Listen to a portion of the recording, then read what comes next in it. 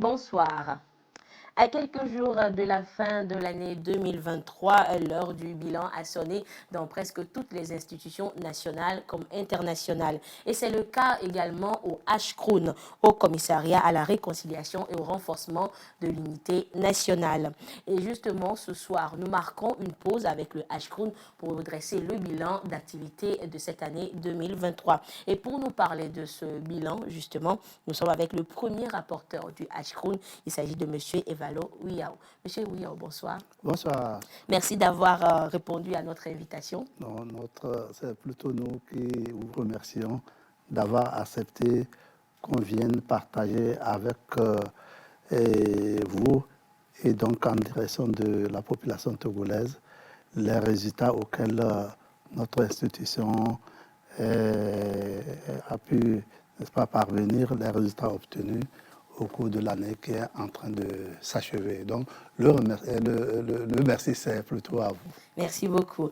Alors, justement, pour le bilan, pour faire le point de toutes les activités réalisées par le HCROUN, une conférence bilan s'est tenue hier, jeudi, et c'était à l'hôtel Concorde de Lomé. De quoi a-t-il été question? Le point avec Isaka Aruna.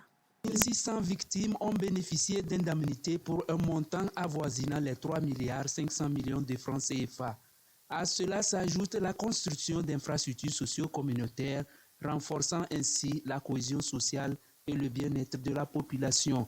Le HCROUN dresse un bilan positif pour l'année 2023, soulignant particulièrement l'accessibilité désormais établie dans la région des savanes, auparavant inaccessible. 99,14%, on ne pouvait pas attendre mieux. D'autant plus que cette année, nous avons relevé le défi de l'année dernière, à savoir que nous avons pu pénétrer la région septentrionale, la région des savanes, et satisfaire beaucoup de victimes qui étaient laissées l'année dernière en raison de la situation sécuritaire. Les indemnisations au cours de cette étape ont principalement porté sur des réparations individuelles, communautaires et collectives, ainsi que sur l'octroi des bourses aux ayants droit. Pour l'année 2024, le HCROUN prévoit d'accentuer ses efforts pour répondre aux attentes des victimes. Ces réalisations sont le fruit des contributions des partenaires, mais surtout de la volonté politique affirmée au plus haut sommet du pays, saluée ici par la présidente du HCROUN. Le HCROUN continue son engagement d'accompagner le chef de l'État, de porter la vision du chef de l'État. Il a manifesté sa volonté, le gouvernement a débloqué le budget. Les grands chantiers maintenant, c'est les réparations communautaires et collectives. Vous voyez que ça se chiffre en termes d'œuvres d'importance et qui demandent des budgets. Déjà, nous avons 4 en vue qui sont enclenchés, 2 à Godje-Medje et 2 à Blita-Diguina. Et plus jamais ça au Togo. C'est ça le credo du chef de l'État. Depuis son lancement en 2017, le HCROUN a mobilisé un montant total de 25 milliards 500 millions de francs CFA pour répondre aux besoins des 27 243 victimes et contribuer à la consolidation de l'unité nationale. La seule ombre au tableau de ce bilan positif du HCROUN est la disparition de sa deuxième rapporteure, Feu Claudine Kondjo-Ahiagnon, en juin dernier. Un hommage lui a été rendu lors de cette rencontre. Voilà donc la conférence bilan hier à Lomé. Monsieur Ouiao, nous profitons de ce plateau spécial également pour vous présenter nos sincères condoléances pour la perte de la deuxième rapporteure du HCROUN. Merci beaucoup. Cela nous va droit au cœur et je crois que à travers cette présentation de condoléances, la famille de notre sœur défunte, Madame Ahiagnon Claudine, va se rendre compte qu'elle a tout le peuple togolais à ses côtés. Merci beaucoup. Je vous en prie. Alors, nous revenons à justement à cette conférence bilan. Alors, Monsieur Ouiao, c'est vrai que le reportage l'a dit, mais c'est pour la 6e fois consécutive qu'une telle rencontre est organisée par le HCROUN. Alors, quel est l'objectif de la rencontre? Merci beaucoup. Je voudrais d'abord préciser que, comme l'a dit la présidente de notre institution, Madame Nana Daboya, que je salue au passage, parce que nous avons discuté, elle m'a donné son feu vert pour venir donc essayer d'apporter des éclairages sur les questions qui ont été donc abordées au cours de la conférence hier et d'ailleurs qu'elle a évoqué dans son discours. Donc, la conférence que nous avons organisée hier s'insère dans le cadre d'une méthodologie de travail qui veut que ce que nous faisons au nom des populations et pour les populations soit porté à leur connaissance. N'oubliez pas que nous sommes dans un processus de justice transitionnelle qui est un processus dans lequel la victime est au centre. Et donc, ici, la victime, ce sont les populations togolaises qui ont souffert de tous les préjudices que vous pouvez imaginer en raison des questions et de nos dissensions politiques. Puisque la question sur laquelle la CVJR a travaillé, c'est la question de violence à caractère politique. Donc, les préjudices subis, ce sont des préjudices inspirés essentiellement par des raisons d'ordre politique. Et donc, de 1958 à 2005, et il est question pour nous que la population sache ce que nous faisons dans le cadre de ce processus d'apaisement, puisque le processus tel qu'il a été enclenché est le fruit de sa volonté, d'autant plus qu'avant, même la CVJR, il y avait les consultations nationales qui ont été organisées par le gouvernement togolais pour savoir ce que les populations voulaient et tout le processus que nous sommes en train d'implémenter maintenant est donc, disons, a été choisi par les populations togolaises. Par conséquent, il est normal qu'on leur donne périodiquement des informations pour qu'elles sachent quelles sont nos difficultés, où allons-nous, et aussi pouvoir participer par des suggestions comme pour pouvoir participer de façon efficace à améliorer notre travail. Dans ce genre de choses, il faut se dire qu'on ne peut pas tout bien faire et donc attendre les contributions diverses qui viennent non seulement des acteurs, mais aussi des personnes, des populations cibles que sont les victimes en particulier et la population togolaise en général. D'accord. Alors, monsieur, on comprend que les populations doivent savoir ce qui est fait à leur endroit, justement, dans le cadre de ce processus de réparation. Mais est-ce qu'il y a une disposition institutionnelle qui impose cette conférence, ce point-là annuel au HCROUN? Oui, effectivement, lorsque la CVJR a fini ses travaux, et avant de rendre les conclusions au chef de l'État en 2012,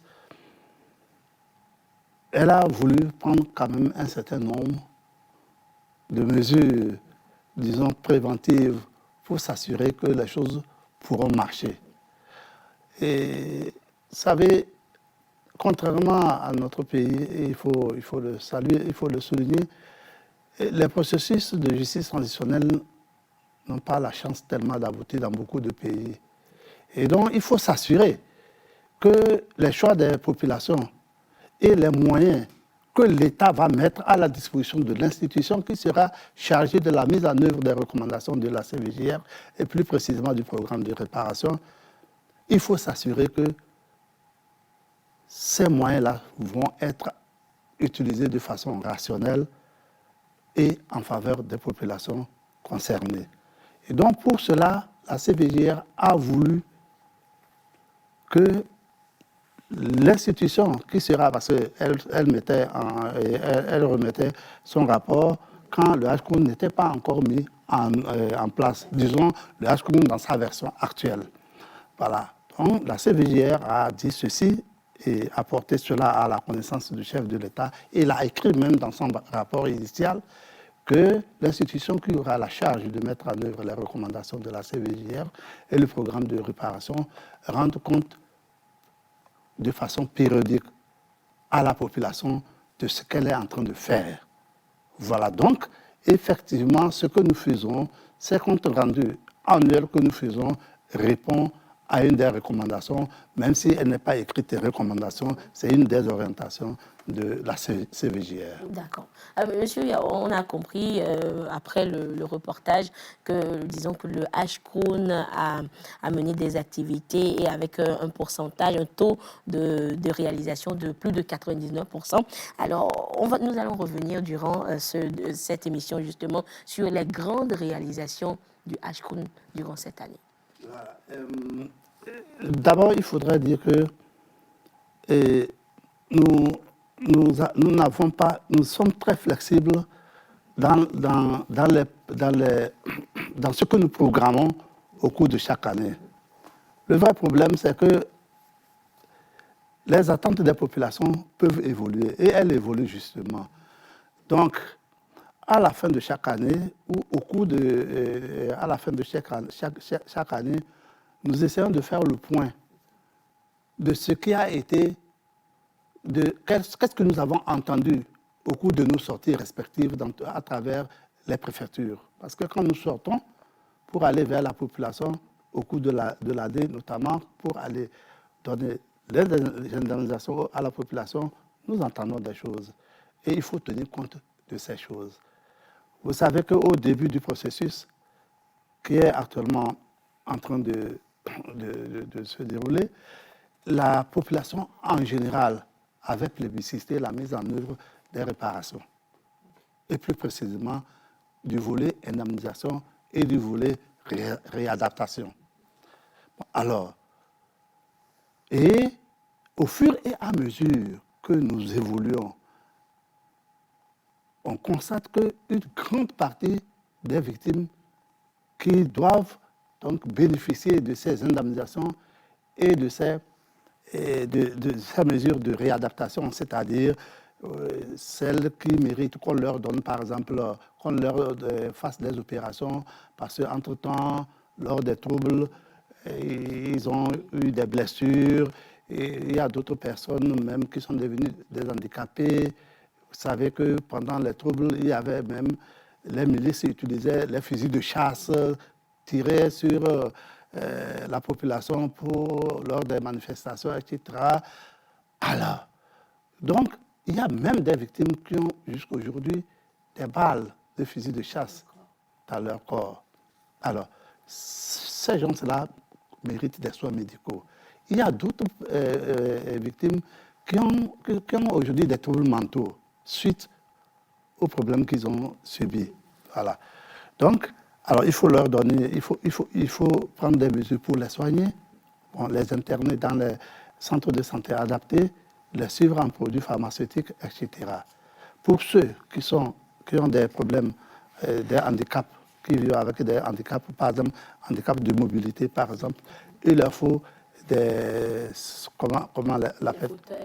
fauteuils roulants, etc. Bon, pour ceux qui ne peuvent pas du tout, voilà, il y a d'autres qui méritent d'être opérés. Donc, toutes ces mesures, par exemple, toutes ces prestations entrent dans le cadre de ce que nous appelons en justice transitionnelle la réadaptation. Donc, à côté de la réadaptation, il y a l'indemnisation qui est, n'est-ce pas, la compensation d'un préjudice de façon pécuniaire.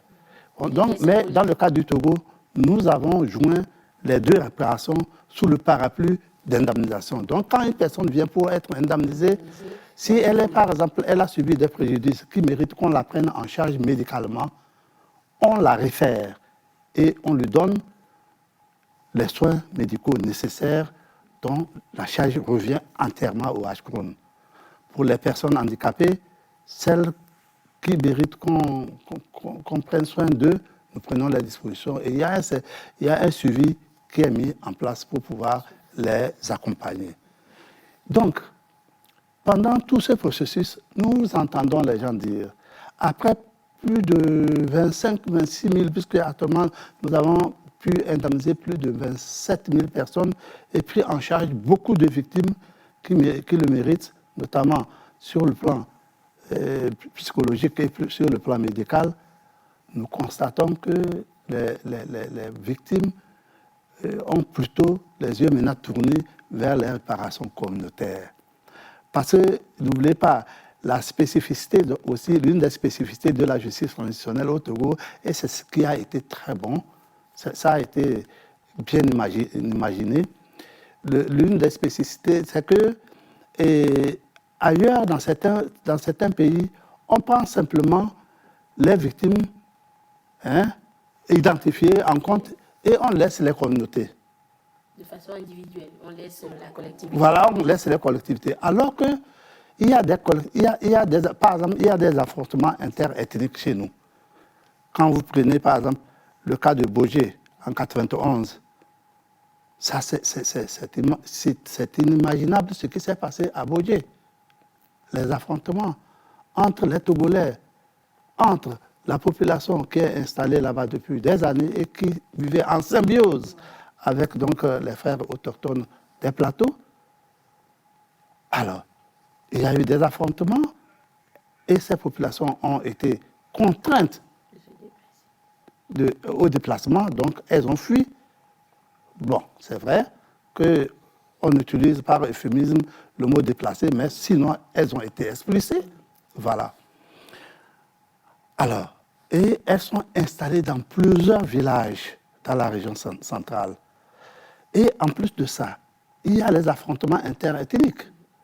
On a tellement tiré sur la fibre ethnique dans les années 90 que pour rien des ethnies se sont affrontés. Autrement, comment vous pouvez comprendre les affrontements entre les Tchokwassi et les Moba à Bakwassi autour d'une affaire d'arachide? Comment vous pouvez comprendre les affrontements entre les Kabiers et les Kotokoli, deux peuples qui partagent pratiquement la même langue? Comment vous pouvez comprendre? Comment vous pouvez comprendre les affrontements qui ont eu lieu, par exemple, à Bassa, entre, je crois,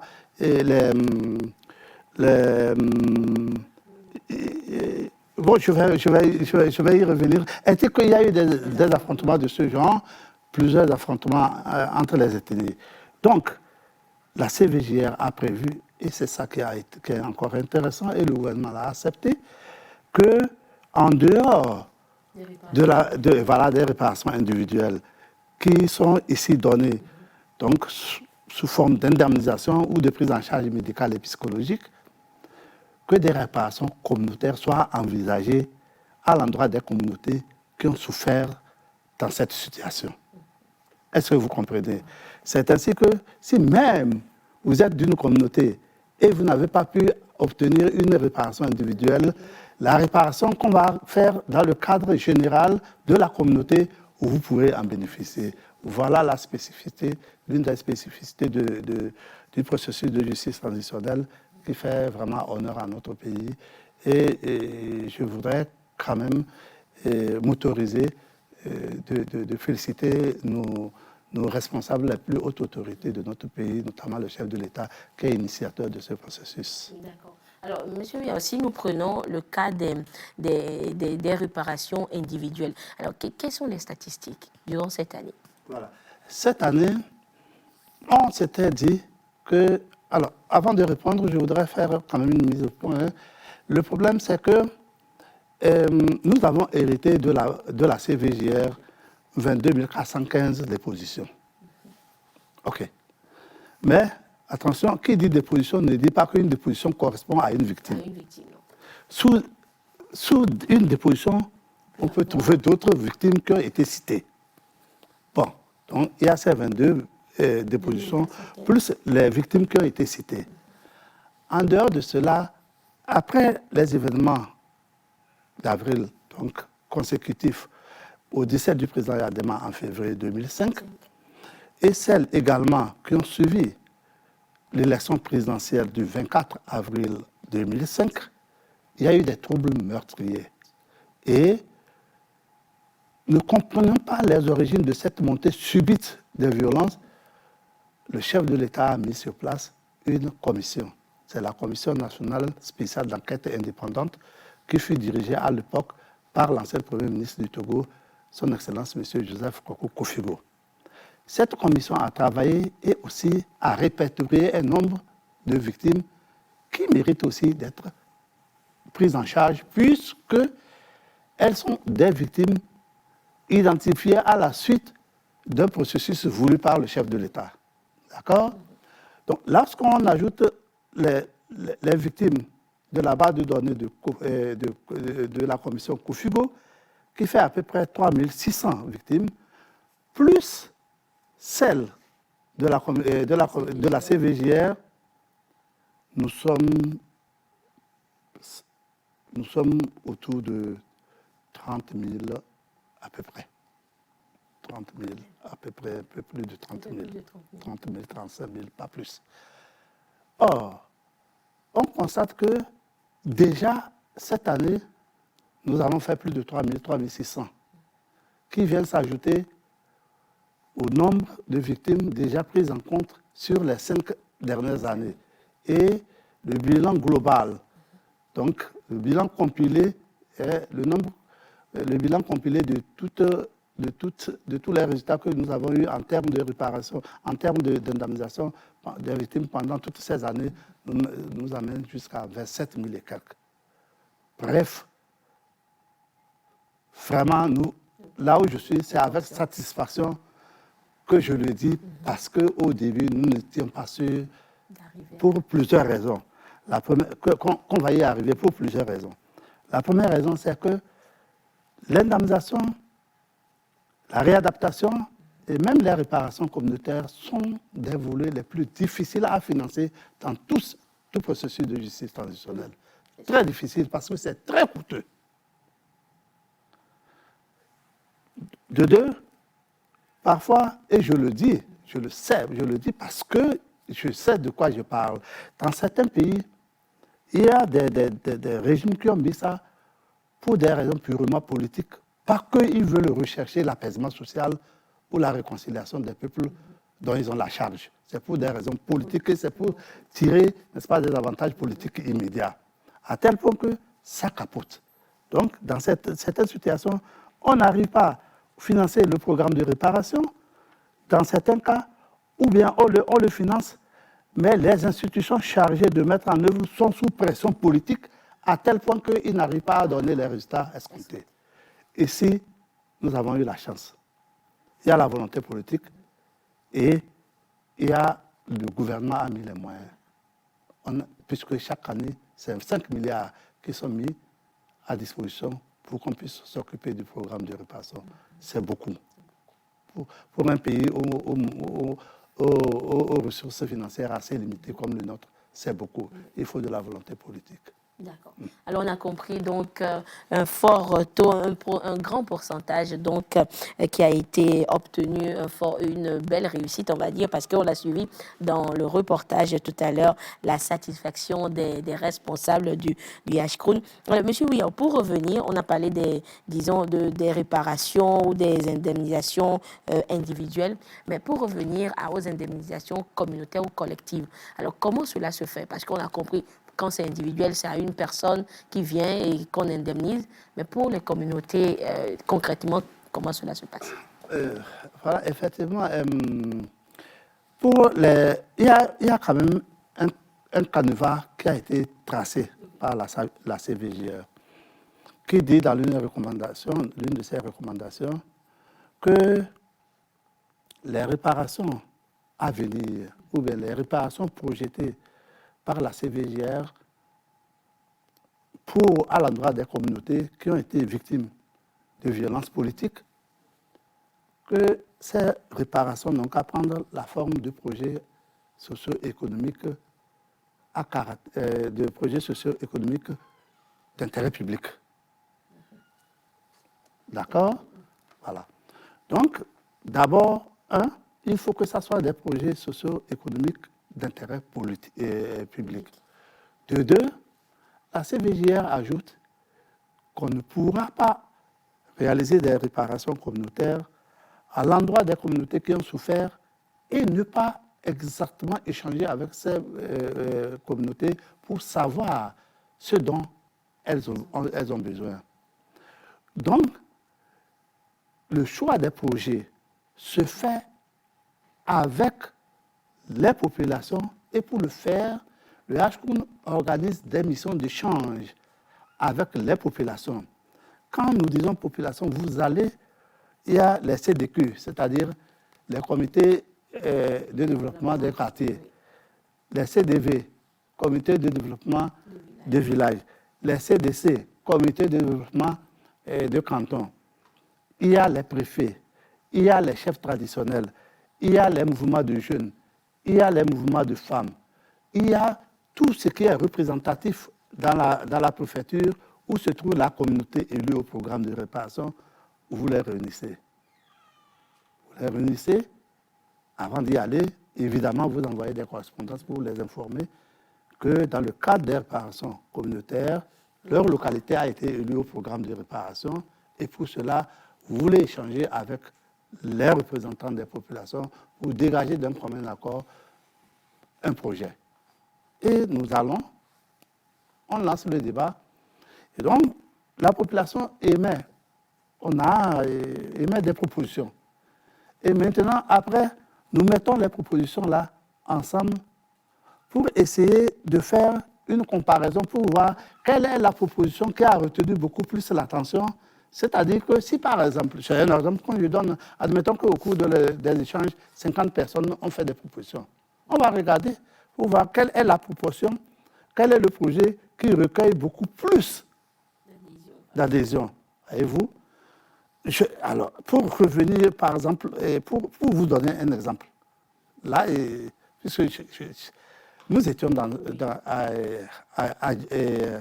à Nikidiki. Nikidiki, c'est un village habité par des populations déplacées dans la préfecture de Blita, à peu près en 20-30 km de la route principale, à l'est. Un peu avant, un peu avant, disons, le Grand Carrefour, à peu près à 45 km du Grand Carrefour Blétala, qui est à droite si vous allez vers le nord. On va là-bas. Alors, la réunion se tenait dans une école qui est fendillée, dans la cour d'une école dont les murs sont fendus. C'est fendu, on voit tout ça, c'est partout, c'est que le site est argileux et même le sol était fendu, tout ça. Et nous discutions, et les femmes, on nous dit que même que les reptiles rentrent par là pour faire du mal pour faire du mal aux enfants. Donc nous, logiquement, on avait pensé que la population allait choisir qu'on leur... La réhabilitation. Exactement, la réhabilitation de l'école ou au moins, ou tout au plus, la réhabilitation ou bien la reconstruction pure et simple d'une infrastructure scolaire. Mais non. On était obligé d'aller au vote parce que certains disent qu'on n'a qu'à réhabiliter donc l'infrastructure scolaire en question. D'autres disent qu'il faut une case de santé. Et pour cause. Quand on est passé au vote et le vote était serré, il y a une femme qui devait avoir en ce moment-là à peu près 61 ans ou 62 ans, qui dit qu'il est d'accord, que l'école c'est bon, qu'actuellement ils voudraient bien une école, etc. Parce que mais ils voudraient demander aux amis du village ici s'ils ont la mémoire courte. Mais pour que l'enfant puisse aller à l'école, d'abord il faut qu'il naisse, qu'il faut qu'il grandisse. N'est-ce pas on vous prend ici, parfois on vous met sur les aides pour vous amener à plus de 50 km et parfois certaines accouchent sur la route ou d'autres même meurent avec les enfants alors qu'elles étaient en travail. Pour que l'enfant puisse aller à l'école, il faut d'abord qu'il naisse en bonne santé. Et puis qu'il vive aussi en bonne santé. Et vous nous parlez de l'école. Nous, le débat était clos. Tout à fait. Voyez-vous, donc c'est une manière, effectivement, pour vous expliquer que nous n'allons pas imposer aux populations ce que nous voulons, mais c'est plutôt le fruit de leur choix. Tous les projets que nous faisons. C'est ainsi que, par exemple, à Barkwasi, dans la région des Savanes, ils ont choisi une fontaine d'eau que nous avons construite. Voilà. À Pouéréou, dans un village perdu aussi, et dans la préfecture de Blita, dans la préfecture de Sotouwa, ou habités également par les populations déplacées, ils sont séparés. Leur village est coupé du reste de toute la préfecture et les enfants traversent un fleuve, enfin une rivière pour aller à l'école. Pendant les moments de pluie, ces enfants, parfois, n'ont pas de chance et ne reviennent pas parce que l'eau de la rivière en question les emporte. Et ils ont dit que traverser, que les enfants partent à l'école et en saison pluvieuse, parfois, ne reviennent pas à la maison. Voilà. On était obligé de construire dans cette agglomération une infrastructure scolaire. Juste pour vous expliquer comment nous procédons, nous n'allons pas imposer des projets à réaliser aux communautés et aux programmes de répartition. Voilà, ce sont elles-mêmes qui choisissent ce qu'elles veulent. Alors, M. Ouillard, je crois que cette année aussi, il y a été question de réparation mémorielle. Qu'est-ce que c'est? Oui, effectivement, c'est vrai. Et les réparations mémorielles ont été préconisées ou suggérées par la recommandation numéro 46 de la TVJR, qui dit, grosso modo, ceci, qui dit qu'il faudrait que l'État rende hommage à toutes les personnalités disparues, de notre pays bien sûr, disparues, qui ont occupé des postes de responsabilité importantes et rendu hommage à la nation togolaise. Est-ce que vous comprenez? Alors, donc, c'est les réparations mémorielles. Vous savez, bon, sur la question mémorielle, vous savez que le Togo est l'un des pays où la question de la mémoire nous divisait beaucoup plus. Et en tant qu'historien, si je prends ce chapitre, là, nous ne pouvons pas nous lever ici. Donc, je préfère laisser mon costume d'historien pour m'intéresser au sujet auquel, voilà. C'est l'un des sujets qui nous divise. Donc, il a été dit, et le chef de l'État l'a accepté, qu'un travail soit fait pour honorer la mémoire de nos prédécesseurs qui ont eu à rendre beaucoup de services, qui ont eu vraiment à donner d'eux-mêmes pour la construction de la nation togolaise. Expressément, tous les chefs d'État ont été cités. Je ne veux pas, tous les chefs d'État et certains grands dirigeants ont été cités. Par exemple, le président Sylvanus Olympio, le président Nicolas Gruniski, le président Kleber Dadjo, le vice-président Antoine Meyaki, le président Eyadema. Ça, c'est les icônes visibles. Oui. Alors, pour arriver à la question, je voudrais préciser que déjà en 2005, le chef de l'État avait vu cet aspect conflictuel de la mémoire du Togo et avait mis sur pied une commission on l'appelle généralement commission Doucet-Agnon, tout simplement parce qu'elle a été mise sur pied elle a été plutôt présidée par l'archevêque Agnon Doucet, l'ancien archevêque Agnon Doucet, donc qui était à l'époque archevêque émérite de Lomé. Donc Agnon Doucet qui l'a dirigée. Et la mission de cette commission était de travailler et de dévoiler ou de rechercher d'abord les grands hommes de notre pays, hommes de lettres, hommes de sciences, hommes politiques, en tout cas dans tous les domaines. Ceux dont les actes peuvent inspirer la jeunesse. Ceux qui ont eu à poser des actes qui vont dans le sens de l'apaisement et de la réconciliation, qui ont contribué à l'évolution de notre pays. Et donc, cette commission a travaillé et a fait des propositions. Et ce sont ces propositions que la CVJR a améliorées. Vous comprenez? Et donc, la commission Agnon Doucet à l'époque, et d'ailleurs, c'est le lieu de saluer cette commission, qui était arrivée à des résultats très intéressants. Cette commission a en effet reconnu, par exemple, que le président Sylvanus Olympio s'est tellement battu pour la libération politique de notre pays, pour l'indépendance des Togolais, que personne ne peut lui discuter cet aspect de l'évolution de notre pays. Et la commission avait évidemment, c'est déjà aujourd'hui des acquis, mais ce n'était pas évident. Donc, avait décidé que Sylvanus Olympio soit honoré comme père de l'indépendance de notre pays.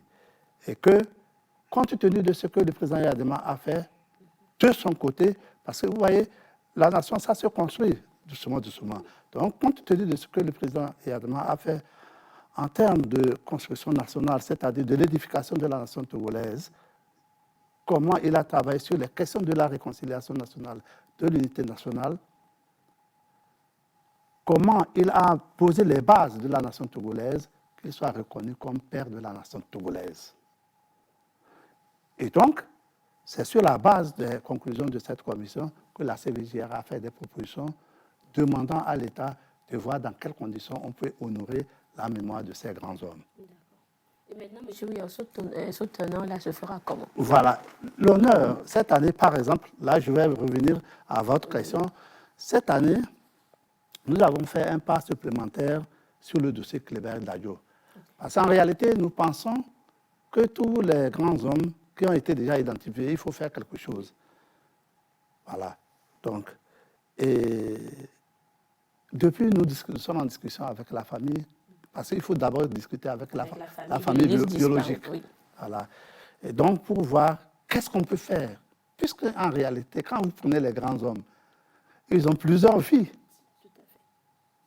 Alors, où ils ont des dimensions énormes. Et pour un événement, des hommages, dans le cadre d'une journée de 2 jours ou d'une semaine, on ne peut pas célébrer toute la vie d'une personne. Quand vous prenez une immense personne, par exemple, comme le président Yadema, vous ne pouvez pas le célébrer en un jour. Comme le président Sylvanus Olympio, vous ne pouvez pas. Comme Kleber-Dadjo, vous ne pouvez pas. Donc, il faut choisir un aspect de sa vie. Il faut s'entendre avec la famille pour voir qu'est-ce qu'elle veut et rendre compte en notre mandat.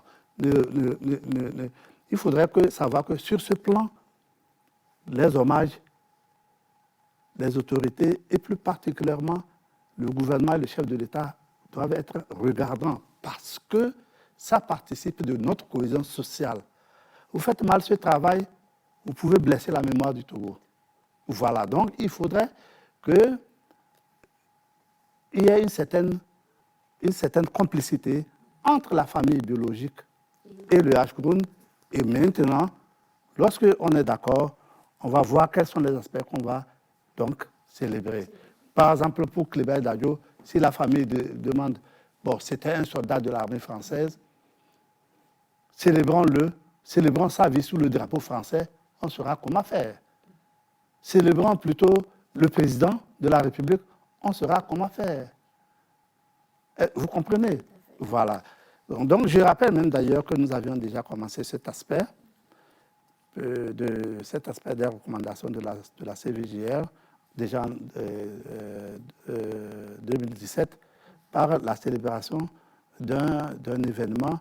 C'était le voyage que le président Sylvanus Olympio avait effectué en mars 1962, si j'ai bonne mémoire, mars 1962, aux États-Unis, à l'époque, à l'invitation de son homologue américain de l'époque. Donc, on avait célébré ce voyage en retraçant ce voyage, en cherchant des images avec l'aide de l'ambassade des États-Unis d'Amérique au Togo. Peut-être avec l'aide de la famille aussi? Évidemment, avec l'aide de la famille, puisque lors de l'événement, le président national de l'UFC, G-Christ Olympio, qui est donc le fils du président Sylvanus Olympio, était aux côtés du président Forrest Nassimbe pour célébrer l'événement. Voilà, donc il faut quand même célébrer nos grands hommes, parce que c'est à partir de ces grands hommes-là que nos enfants peuvent avoir des repères. Voilà. D'accord. Alors, M. Ouyaron, nous avons parlé donc, disons, de toutes les activités qui ont été menées et parlons des indemnisations individuelles, collectives et tout. Alors, dites-nous, on a vu les réussites, mais de l'autre côté, quelles ont été les difficultés que vous avez rencontrées? Si je vais vous parler des difficultés, vous allez tomber. Nous n'allons pas finir ici. Voilà, et il y en a beaucoup, mais je vais vous évoquer pêle-mêle quelques difficultés. Et je commence par les réparations communautaires. Dans le reportage, bon, je ne sais pas si on l'a dit, pour la réalisation d'un projet dans une localité qui a été élue au programme de réparation, on a décidé désormais de faire signer entre le HCOUN et les représentants des populations des conventions. Vous savez pourquoi? Parce que nous avions, dans la phase expérimentale, et ce n'est pas la faute des populations.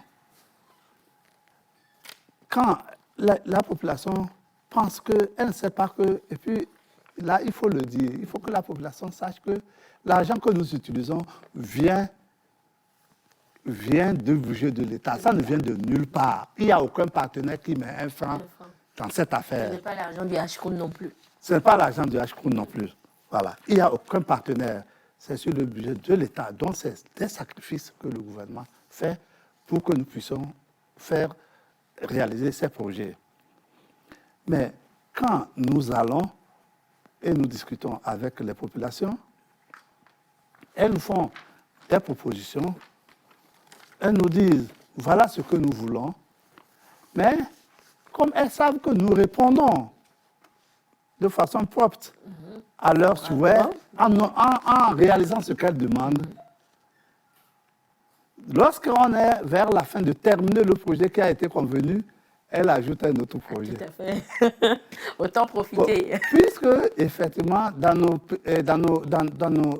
villages, dans nos campagnes, tout est prioritaire. Oui. L'eau est prioritaire, l'école est prioritaire, l'hôpital est prioritaire. Donc, elles veulent avoir tout.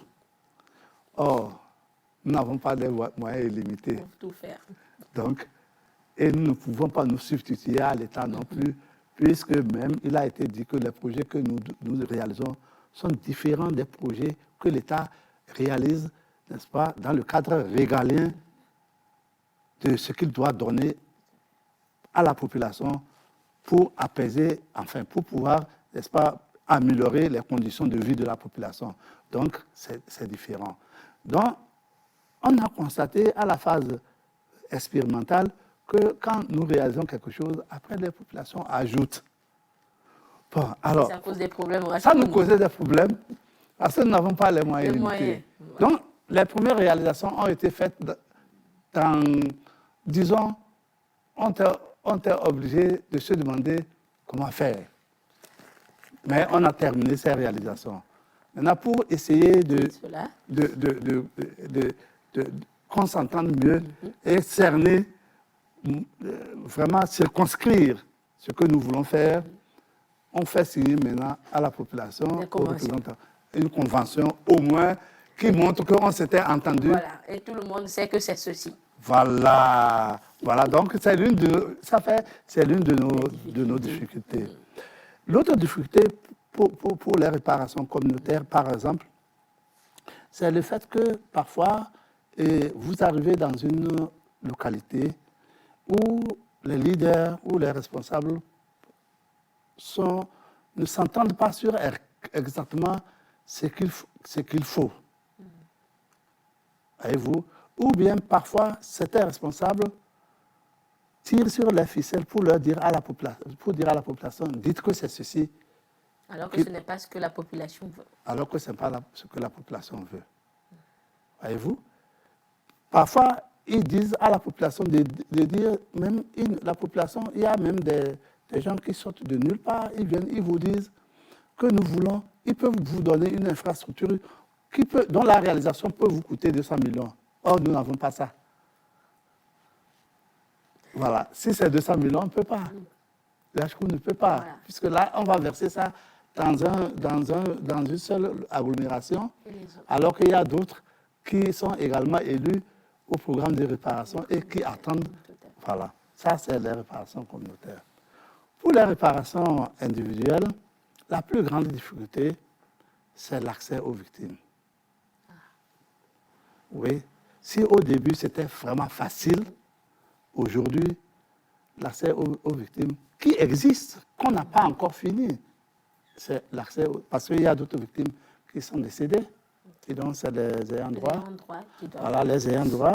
Et parfois, les ayants droit, le problème, c'est qu'il y a la malhonnêteté qui amène certains ayants droit. Quand ils savent que le nom de leur papa ou de leur maman est donc affiché pour être indemnisé, alors qu'ils sont nombreux dans la famille, ils veulent court-circuiter. Bon, les autres pour venir prendre l'indemnité. Bon, donc, pour parer à toutes ces fraudes, on a même attrapé des gens, mais on les attrape, mais on les libère. Parce qu'au Togo, on se connaît, on va commencer par dire le qu'on est arrivé et enferme les gens. Personne ne dira pourquoi on l'a enfermé. Voilà, donc, quand on les prend, on les laisse. Comme par exemple, dans le DAI, il y avait un jeune homme qui est venu prendre l'argent d'une autre personne, qui a profité de l'homonymie, parce que son nom, c'est la même chose, le prénom, c'est la même chose. Vraiment, et il a pris ça, il est parti s'acheter une moto. Il a commencé par faire le show dans le quartier. Et on l'a pris. Voilà, on l'a pris. Donc, nous l'avons pris, mais calmement, on a retiré la moto. Et on a pris le reste de l'argent. Voilà, donc on a pris la moto. Et bon, on a essayé de gérer la situation. À Tapamé, les autres qu'on a arrêtés, on les a tout simplement libérés après avoir récupéré l'argent qu'ils ont pris. Donc il y a les problèmes de fraude. Et c'est d'ailleurs pourquoi on s'est fait entourer des huissiers de justice pour essayer de contenir les fraudes. Même dans un village à Daï, il y a une fille qui a déclaré sa grand-maman morte. Alors, et avec les faits par tout. Mais non, mais vous écartez. Elle est vivante. Elle est vivante. Elle a déclaré la grand-maman morte. Et on nous a amené les faits. On a fait les faits part avec les familles endeuillées et pleurées, tout ça. Le jour de l'enterrement, tout, avec la photo de la vieille. Et elle est venue prendre l'argent. Or, entre-temps, le préfet de l'Amour m'avait appelé pour me dire, ah, monsieur Biao, et nous avons une vieille dont le nom est sorti. On viendra pour voir comment vous allez, est-ce que vous pouvez venir pour vous déplacer. Voilà. Je dis non, il n'y a pas de problème. Nous allons dans les hôpitaux, sur le lit de l'hôpital, on indemnise les gens. Nous allons même chez les personnes très âgées. Voilà, chez elle à la maison. Donc, on va venir. Après, on se rend compte. Maintenant, après, ils nous appellent. Et on ne sait comment, on regarde, mais on constate que c'est plutôt l'argent de la vieille là. La morte est... Maintenant, je prends Maître Amedjou, Presca, qui était avec moi lors de la mission, et on s'en va à Amou. On va voir le préfet et le commissaire de la ville, qui nous conduisent. On voir la vieille, qui était en train de faire les petits travaux ménagers dans sa cour. On dit à maman... Mais vous la reconnaissez par les photos aussi.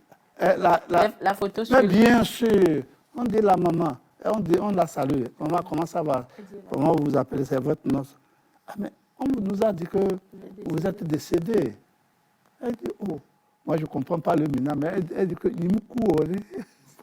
donc, c'est là-bas que j'ai appris cette phrase-là, que je ne suis pas morte. Voilà. Donc qu'est-ce qu'on ne ferait pas pour de l'argent? Bon, bref. Pour vous dire que dans ce domaine aussi, il y a aussi des problèmes. Sur la question des réparations mémorielles, c'est là-bas même les difficultés. Là-bas, vous savez, bon, vous savez, il y a les familles biologiques, il y a les descendants des familles biologiques, il y a même la famille politique. Il y a les familles politiques. Alors, là-bas, ça c'est la boîte. Je ne veux pas. Là-bas, il faudrait aller doucement pour pouvoir là, parce que la première mission de Ashkoun, c'est de faire, voilà. Donc, nous voulons nous entendre avec tous, que ce soit la famille biologique, que ce soit les descendants de la famille politique, etc. Il faut s'entendre avec eux pour que ce que nous faisons réponde aux vœux de tout le monde. D'accord. Voilà. Alors, monsieur, oui, nous avons parlé de tout ce qui a été fait, les difficultés. Alors, un bilan, oui. Après, et la suite. Alors, quelles sont les perspectives? Oui, nous avons, la présidente d'ailleurs l'a dit, nous croyons que sur les deux grands axes qui sont l'indemnisation et la réadaptation, nous pensons franchement, ça, de vous à moi, nous pensons que c'est vraiment derrière nous. C'est vrai, le chef de l'État a dit ceci un jour à la présidente, ne laissez aucune victime identifiée. Cherchez-les par tous les moyens pour que vous puissiez apporter la compassion de l'État à toutes ces victimes. Cependant, si nous ne pouvons pas, parce qu'il y a des gens qui avaient donné des numéros de téléphone au moment des travaux de la CVJR. Après, ces numéros de téléphone sont inaccessibles. Il y a même des victimes qui ne savent même pas qu'elles ont été citées par d'autres victimes. Vous comprenez ce que je dis? Par exemple, vous êtes parti à la CVJR. Lorsque vous avez exposé votre problème devant les membres de la CVJR, vous continuez pour corroborer ce que vous avez dit en disant au moment où, à côté de moi, il y avait la maison de telle personne, qui ont été, les maisons de telle personne, qui ont été également cassées pour des raisons politiques, parce qu'ils n'appartenaient pas à tel parti politique, alors que ce sont les milices de tel parti politique qui étaient arrivés. Donc, ce qui veut dire que vous êtes victime. Mais malheureusement, vous ne savez pas que vous êtes cité dans la déposition. À la lecture de cette déposition, les membres du HCOUN découvrent qu'il y a ces victimes. Que faut-il faire? Il faut les rechercher. Il faut les chercher, mais c'est difficile. C'est difficile. Voilà, c'est difficile. Dans l'ensemble, sur ce plan, et même lors des événements, il y avait des affrontements entre les forces de l'ordre. Les forces de l'ordre et les manifestants, qui parfois tiraient des projectiles sur les éléments des forces envoyés pour le maintien d'ordre. Nous avons des éléments de la gendarmerie, de la police, des sapeurs-pompiers dont les maisons ont été cassées, dont les biens ont été détruits, qui ont eu des blessures physiques, qui sont même aujourd'hui invalides. Eh bien, qu'est-ce que vous allez faire? Ce n'est pas parce qu'ils sont des policiers qu'ils vont perdre leur statut de victime. Ce sont après tout des Togolais. Donc, tout ce monde, nous croyons que si on peut leur apporter la compassion de l'État, ce ne serait que justice. D'accord. Alors, merci beaucoup, M. Ouiaou, de nous avoir fait part de tout ce que le HCOUN fait justement pour l'objectif premier, c'est la cohésion nationale. Alors, avant de vous laisser repartir, M. Ouiaou, si vous avez un dernier mot. Bon, un dernier mot, comme je venais de le dire, bon, les deux volets sont derrière nous. Et pour les années à venir, il nous reste à mettre l'accent sur d'autres volets, les volets mémoriels, les réparations communautaires et collectives. D'accord? Oui. Aujourd'hui, il y a un certain nombre de recommandations. Je vais vous étonner que nous n'avons pas encore mis en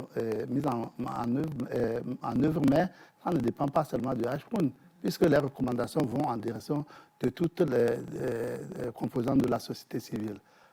La CVJR a même demandé aux partis politiques qui n'ont qu'à demander pardon au peuple togolais pour le mal qu'ils ont fait au peuple togolais. À part le chef de l'État, qui lors du discours a présenté les excuses de l'État togolais au nom de ses prédécesseurs. Aucun parti politique ne semble même pas être concerné par cet appel de la CVJR. Il nous appartient donc à chacun de voir comment les approcher pour que il me semble, moi c'est mon avis personnel, il me semble que ce n'est pas parce que les partis politiques ne veulent pas, c'est parce que peut-être elles ne sont pas au courant de ce qu'elles doivent présenter, voilà, n'est-ce pas, des excuses publiques. Donc il y a beaucoup de choses qui restent à faire. Et avec le soutien du gouvernement et du président de la République et surtout de la population. Parce que n'oubliez pas, aucune justice transitionnelle ne peut aboutir si elle ne recueille pas l'assentiment de la population. Puisque, après tout, c'est au nom de cette population que cette justice transitionnelle est instaurée. Voilà. Merci beaucoup, M. Ouiaou. Je rappelle donc que vous êtes le premier rapporteur du HCOUN. Merci beaucoup. C'est à vous le merci, comme je l'ai dit. Et je vous remercie du fond du cœur pour nous avoir permis de nous exprimer et de dire de façon la plus simple ce que la présidente a a dit dans son discours hier au bilan annuel que nous avons présenté à la population. Merci beaucoup et nous souhaitons bonne suite au Ashkroun.